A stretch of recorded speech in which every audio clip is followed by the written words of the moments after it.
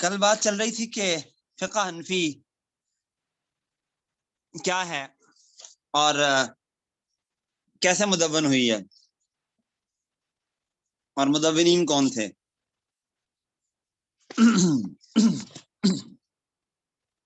اب تھوڑا سا تقابل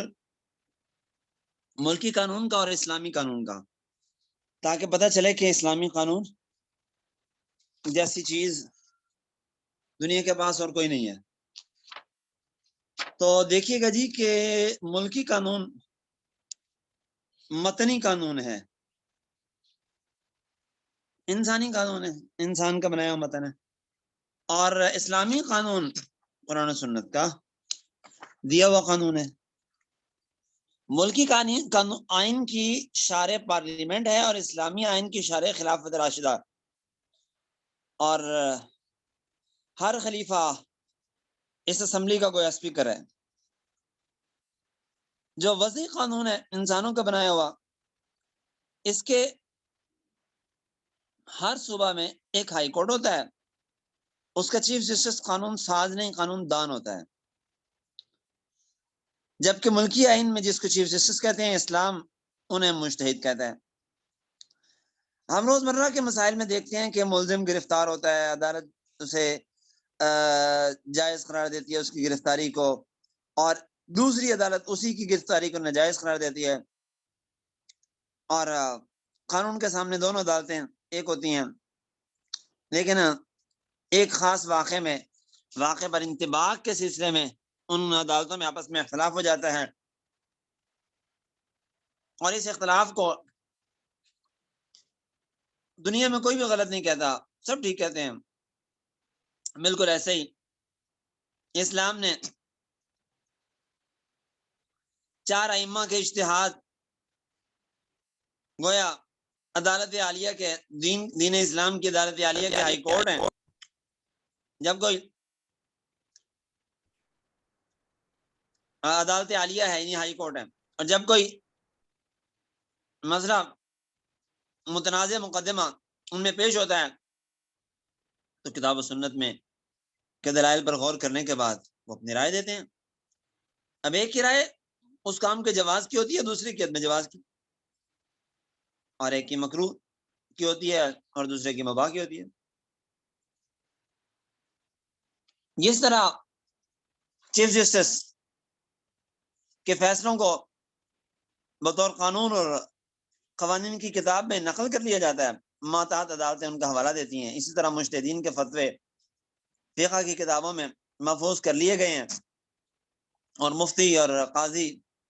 ان سے حوالہ لے کر اپنا فیصلہ نقل کرتے ہیں، فتویٰ نقل کرتے ہیں. بس اوقات چیف جسٹس ایک ہوتا ہے لیکن اس کے ساتھ فل بینچ بیٹھتا ہے جس کو سپریم کورٹ کہتے ہیں. اسلام کی اصطلاح میں اس فل بینچ کو اجماع امت کہتے ہیں. جس طرح ملک کے کسی صوبے میں رہنے والوں کا یہ کہنا کہ میں پاکستان کے آئین کو مانتا ہوں، لیکن یہ جو عدالتیں ہیں ماتحت ہائی کورٹ، سپریم کورٹ وغیرہ، ان کو میں نہیں مانتا، ان کے فیصلے مجھے منظور نہیں ہیں، یہ قانون کا حوالہ دیتے ہیں، براہ راست آئین کے حوالے نہیں دیتے ہیں. تو ظاہر بات ہے کہ یہ بات اس کی کسی صورت میں قبول نہیں کی جا سکتی. اسی طرح کسی مسلمان کا کہنا کہ میں قرآن حدیث کو تو مانتا ہوں لیکن میں ارباب کی فقہ کو نہیں مانتا، ان کے فتووں کو نہیں مانتا، تو یہ بھی ایسے ہی غلط ہے. جیسے براہ راست آئین کا حوالہ نہ دینا بلکہ قانون کا حوالہ دینا، پچھلے فیصلوں کا حوالہ دینا وہ جائز ہے. ایسے ہی فقہ کا حوالہ دے کر حنفی، شافعی، حنبلی، مالکی فیصلہ کرنا یہ بھی جائز ہے.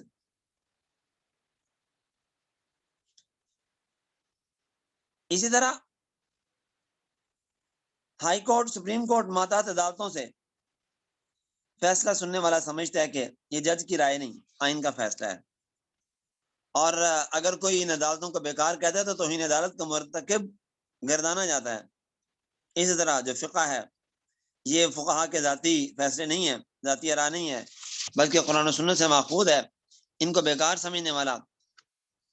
حقیقت میں قوانین اسلام کی توہین کرنے والا شمار کیا جائے گا اور فاسق، فاجر کہلائے گا، گمراہ کہلائے گا۔ تو کتاب و سنت سے مسائل اخذ کر کے علماء نے فقہی کتابوں میں جمع کر دیے۔ دنیا میں کسی کو کوئی قانون کے بارے میں بات معلوم کرنی ہوتی ہے تو کسی ماہر قانون کے پاس جاتا ہے، براہ راست قانون کی کتابیں اٹھا کے انہیں نہیں کھنگالتا، اور اگر کوئی کتاب اس کے ہاتھ لگ جائے اس میں سے کچھ پڑھ کے تو بتائے تو لوگ اس کی بات بھی نہیں مانتے ہیں، اور بلکہ اگر وہ کسی ماہر قانون کی بات کے برعکس بات کہہ رہا ہو قانون کی کتاب دیکھ کے تو اس کی بات کو رد کر دیا جاتا ہے، کوئی اس کی بات کو قبول نہیں کرتا۔ وہ قانون کی کتاب میں سے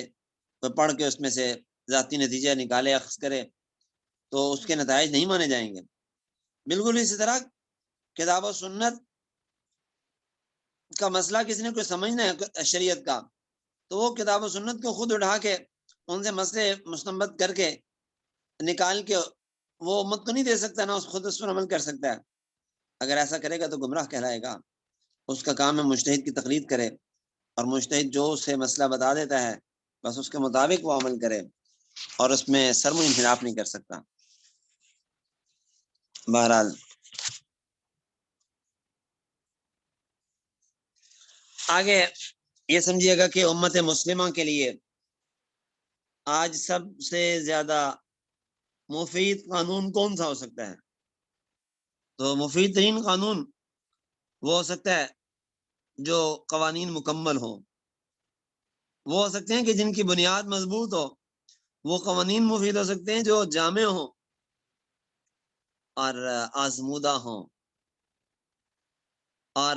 ان کو وضع کرنے والا اہل ہو، ماہر ہو، اور قوانین قابل فہم ہوں، نافع اور مفید ہوں۔ قانون پر چلنے چلانے والے کے دل میں ان قوانین کی عظمت ہو، وہ قوانین اس معاشرے کی ضروریات سے ہم آہنگ ہوں، اور قوانین معاشرے کے لیے نتیجہ خیز ہوں۔ عمل کرنے والے کو ان قوانین پر عمل کر کے ان کے نتائج مہیا کرنے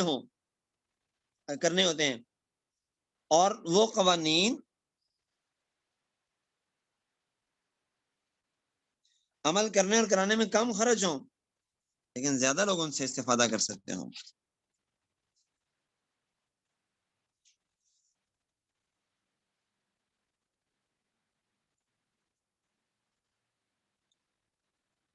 اور اسی طرح کم خرچ ہوں لیکن جلد اور تیز ان سے فائدہ اٹھا کے ترقی کی جا سکتی ہو۔ اب اس اعتبار سے مروجہ قوانین اور وضعی قوانین ان میں تقابری جائزہ لیا گیا ہے۔ تو سماعت فرمائیے گا کہ انسان کی کے بنائے ہوئے قانون وہ انسان کی عقل سے وجود میں آئے ہیں، اور رب کائنات کے دیے ہوئے قوانین و آسمانی تعلیمات سے وجود میں آئے ہیں۔ انسان مخلوق ہے تو اپنی ذات سے متعلق قانون وضع کرنے کا اسے حق نہیں ہے، اس لیے کہ وہ اپنی خلقت کا حق نہیں رکھتا،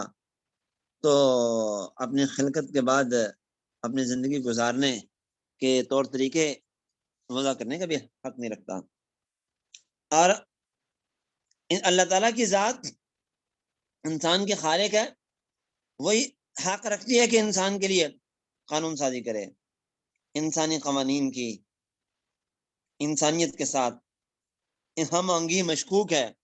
کہ یہ قوانین انسان کے فائدے کے ہیں یا نہیں، یہ بات یقینی نہیں ہے،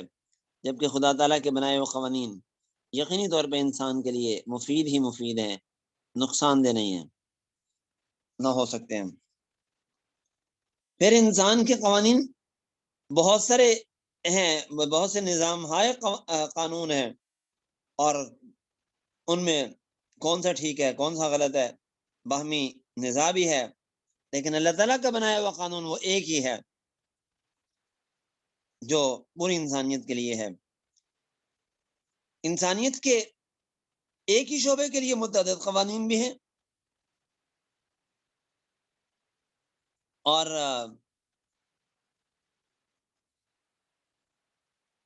ادھر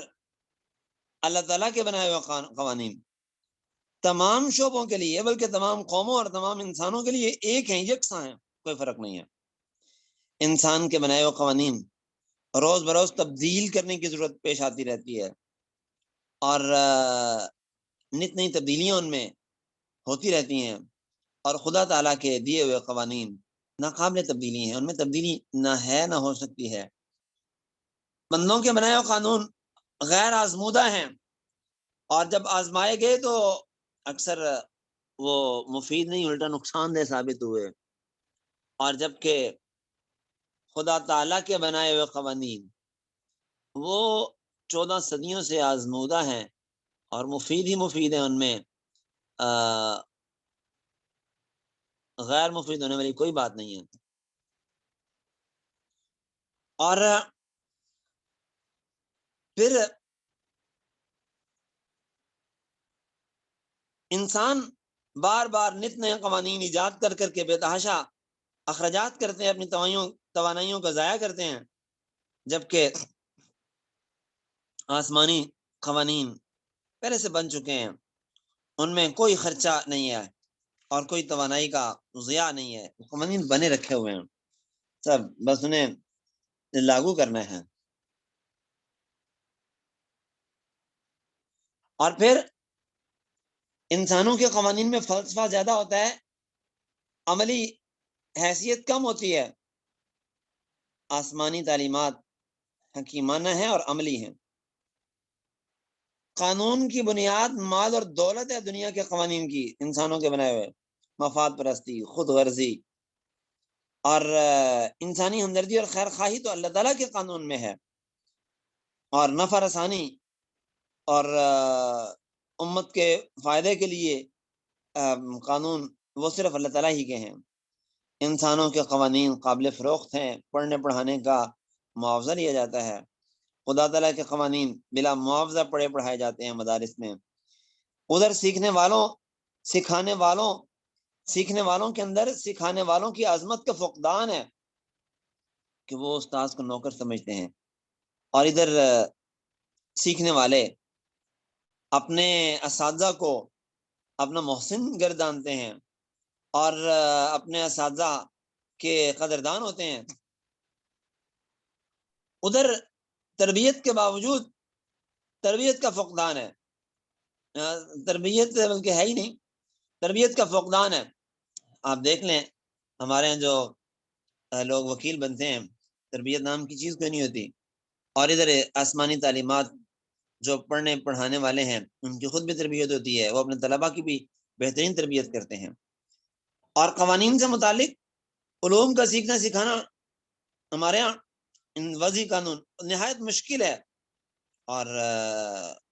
5 سال لگتے ہیں، پھر بھی آتا جاتا کچھ نہیں ہے، اور صرف اور صرف مادہ پرستی ہی سکھائی جاتی ہے۔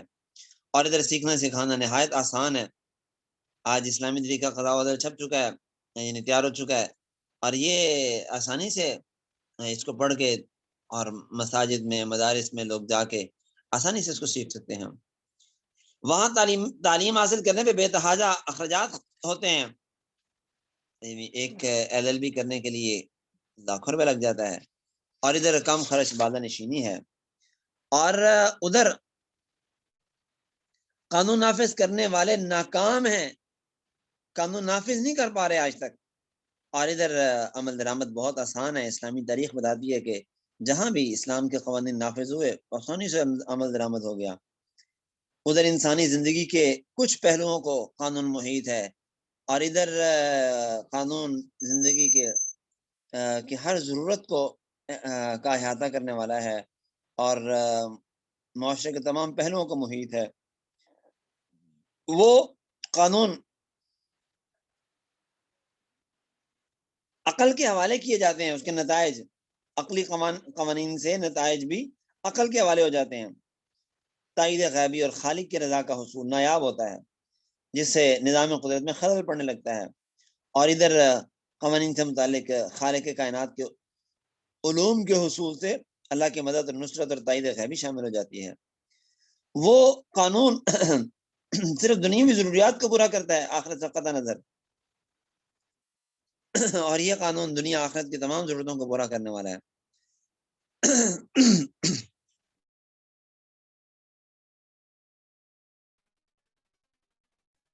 قانون پیچیدہ ہے اور بہت سی قانونی مشگافیاں ہیں جس سے فائدہ اٹھانا ہر آدمی کے لیے ممکن نہیں ہے، اور ادھر اسلامی نظام قضاء و عدل نہایت آسان ہے اور ہر شخص سے بآسانی فائدہ اٹھا سکتا ہے۔ قانون سازی اور اس کی عدم رسائی بھی ہے، یعنی وہ قانون سازی ہر شخص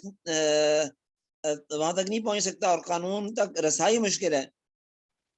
اور ادھر قانون سے باخبر رہنے کا ایک مربوط نظام ہے، دارالفتاء ہیں، دارالقضاء ہیں، مدارس ہیں اور اساتذہ ہیں اور مساجد میں پڑھنا پڑھانا ہے، سب کچھ ہے، اور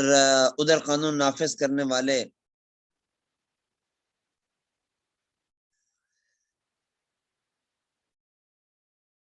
قانون نافذ کرتے ہیں، لیکن چونکہ ان قانون نافذ کرنے والوں یا بنانے والوں کی عظمت انسانوں کے دل میں نہیں ہوتی، اس لیے ان کے قانون کی بھی کوئی اہمیت اور وقت نہیں ہوتی، اور ادھر اللہ تعالیٰ کے خوف کی وجہ سے اللہ تعالیٰ کے قانون کا پورا اطلاق ہوتا ہے، اور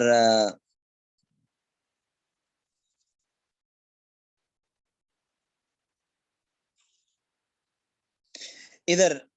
احساس کمتری ہے، ادھر احساس کمتری ہے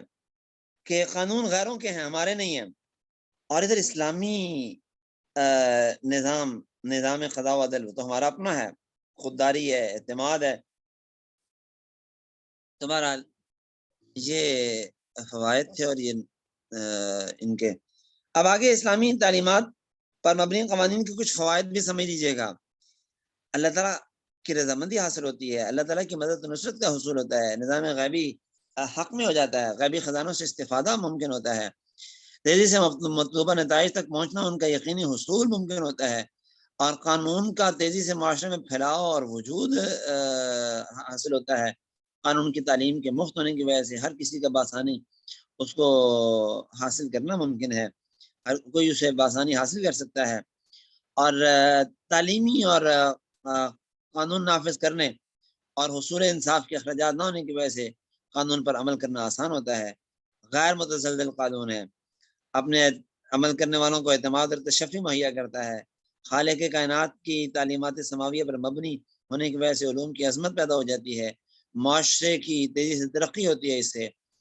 ایک زیادہ بہتر قانون کے ہوتے ہوئے دوسری قانون سازی کی ضرورت بھی نہیں ہے، سماوی قوانین کی عظمت کی وجہ سے خود کار طریقے سے تربیت بھی ہو جاتی ہے، بار بار تبدیلیاں نہیں کرنی پڑتی، معاشرے کے تمام طبقات سے ہم آہنگ ہوتے ہیں، بہت سے نظام حیات کی بجائے مکمل جامع ضابطہ حیات اور ضابطہ قانون مل جاتا ہے، تبدیلیوں کی ضرورت نہیں پڑتی ہے، اور اسی طرح 1400 سال سے آزمودہ اور یقینی نفع رسانی کا حامل ہے یہ قانون، صرف فلسفہ ہی نہیں بلکہ حکیمانہ اور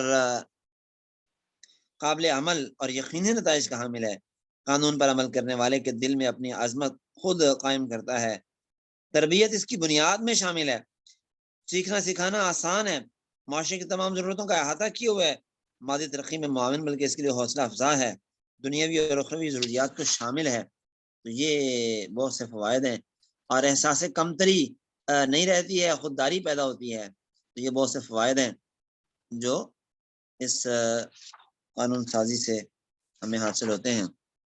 اسلامی قانون سے، تو اسی پہ اکتفا کرتے ہیں۔ انشاءاللہ اگلا باب 6 نمبر جس میں